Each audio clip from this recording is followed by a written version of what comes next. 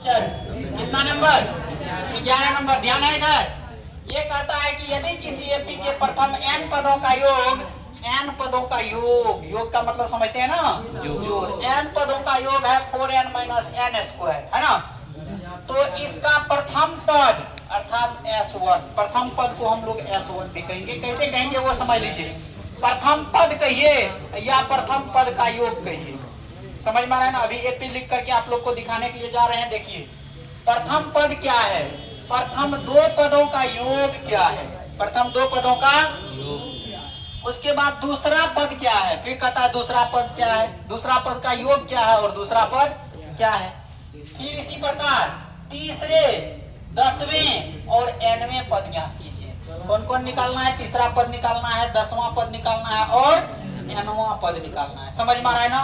तो सबसे पहले n पदों का योग तो दिया हुआ है, n पदों का योग। तो Sn बराबर क्या दिया है, हल में देख लीजिए आप लोग। यहाँ दिया है, आप लोगों का ध्यान है बोर्ड पे, यानी Sn बराबर है 4n माइनस n स्क्वायर। समझ में आ रहा है ना। Sn बराबर है 4n माइनस n स्क्वायर। तो S1 बराबर क्या हो जाएगा वो बताइए। n के जगह पर कितना लिए हैं, 1। तो ये हो जाएगा n के जगह पर 1, तो 4 गुना 1 माइनस 1 का स्क्वायर। तो ये हो गया 4 माइनस 1, यानी 1 का स्क्वायर 1, 4 का 4, 4 में से 1 गया 3। S1 का मान कितना हो गया, कोई एक पद है, कोई एक पद है, मान लेते हैं 10। कितना है, उसका योग कितना होगा 10। यानी कोई एक के पद है 4 है, उसका योग क्या होगा 4। तो अब जिस पद का योग 4 है, कोई एक पद का, तो वह पदों तो उतने हैं। तो अब देखिए प्रथम पद का योग कितना है 3, तो प्रथम पद कितना है 3। इसीलिए प्रथम पद ये बराबर कितना 3, प्रथम पद भी 3 होगा, कहीं दिक्कत। अब कहता है दूसरे पद क्या है, दूसरा पद क्या है। तो सबसे पहले दूसरा पद क्या निकालेंगे, प्रथम पद तो दिया हुआ है और दो पदों का योग निकल गया। तो जिसमें पहला पद दिया हुआ है तो दूसरा पद पता होगा कि नहीं। मान लीजिए दो विद्यार्थी है, मोनू और ये क्या नाम है, भरत। दो तो है, दोनों के पास मिला करके 50 रुपया है। तो कितने विद्यार्थी के पास 50 रुपया, एक के पास 45 है, तो दूसरा के पास कितना है।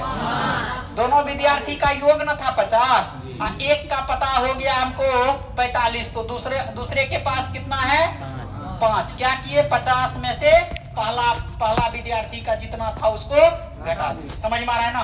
तो अब यहाँ पे देखना है, प्रथम पद तो हमको मिल गया, तो अब दो पदों का योग अर्थात क्या S2 ना, दो पदों का योग अर्थात S2 बराबर क्या होगा 4 गुना 2 माइनस 2 का स्क्वायर। समझ में आ रहा है ना। तो ये हो गया 4 का 4, 4 दूना 8, 2 दूना 4, 8 में से 4 गया 4। ये दूसरा पद का क्या हो गया योग, दूसरा पद का क्या हुआ, लेकिन पहला पद कितना है, तो दो पद का योग 4 है और उसमें एक पद 3 है, तो दूसरा पद कितना होगा 1। यानी कि दो पद का योग हो गया 4 और जिसमें एक पद देले है 3, तो दो पद का योग 4 है जिसमें एक पद 3 है, तो दूसरा पद क्या होगा 4 माइनस 3 होगा कि नहीं। इसीलिए दूसरा पद क्या हो जाएगा 4 माइनस 3 बराबर कितना 1। नहीं समझ में आया। चलिए दूसरा पद भी निकल गया। अब क्या करेंगे हम लोग, इस प्रकार से एपी बना सकते हैं, इस प्रकार से एपी नहीं बनाएंगे तो इस प्रकार से हम तीसरा पद पहले निकाल सकते हैं। कौन पद निकाल सकते हैं, तीसरा पद, या नहीं तो एपी बना लेते हैं, सूची हो जाएगा क्या। अब बताइए पहला पद ए बराबर हो गया कितना, सूची बना लेते हैं, सूची हो गया कितना 3, उसके बाद 1, 3 में से कितना घटा 1 बचा 2, 3 में से 2 घटा तब 1 बचा, 1 में से फिर 2 घटाइए माइनस 1, फिर इसमें से जो है 2 घटाइए, ये सूची बन रहा है ना, नहीं समझ में आ रहा है। तो चलिए अब इस प्रकार से सूची बन गया। अब कहता है फिर क्या, देखिए दूसरा पद क्या है इसी प्रकार तीसरे पद क्या है, तीसरे और 10वें और nवें पद ज्ञात कीजिए। तीसरा कहिए रहा है तो तीसरा निकालिए ना इसे। क्या ध्यान दीजिएगा, ये दूसरा पद हमको निकल गया था ना, ये तो लिखा हुआ था दूसरा पद निकल गया था 4 - 3 बराबर 1। चलिए तीसरा पद निकालने के लिए तीसरा पद का योग पहले निकाल लेते हैं। ठीक, फिर देखिए इधर S3 ना, S3 बराबर हो गया कितना, देखिए ना 4 गुना 3 - 3 का स्क्वायर, ये हो गया 4 तिया 12, 3 तिया 9, 12 में से 9 गया 3, कितना निकला। अब देखिए 3 पद का योग हो गया कितना, 3 पदों का योग कितना हो गया 3, जिसमें 2 पद उधर दिया हुआ है। 3 पद का योग हो गया 3, जिसमें 2 पद उधर, तीसरा पद पता चल जाएगा ना।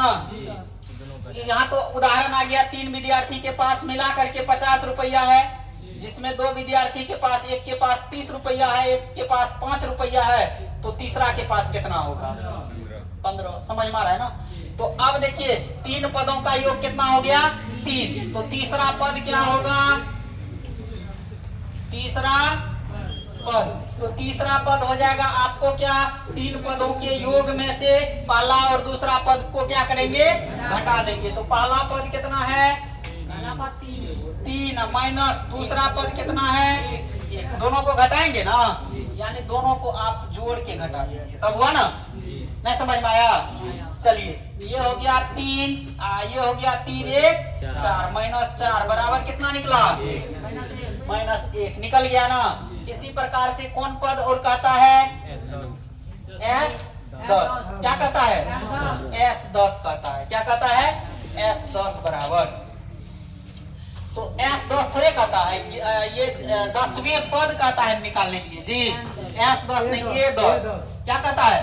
अब आराम से सूची आप लोग बना लीजिए, क्या बना लीजिए सूची। ये हो गया आपको कितना, पहला पद 3, दूसरा पद 1, तीसरा पद डॉट डॉट डॉट, AP हो गया ना, A बराबर हो गया 3, D बराबर हो गया 1 - 3 बराबर -2। नहीं समझ में आ रहा है, आ रहा है ना।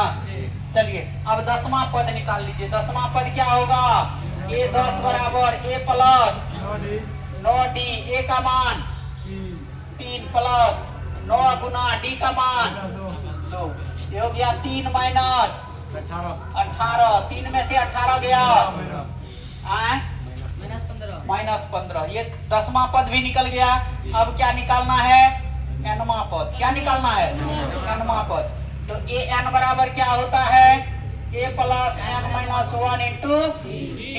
अब A का मान पता है कितना 3 प्लस n का मान नहीं पता है, D का मान तो पता है -3 प्लस, ये हो गया कितना -2n ना, -2n माइनस प्लस 2, ये हो गया 3 2 5 -2n, ये हो गया nवां पद। बात समझ में आ रहा है ना, कहीं प्रॉब्लम समझ में आ गया बिल्कुल, कहीं मतलब दिक्कत नहीं ना किसी को।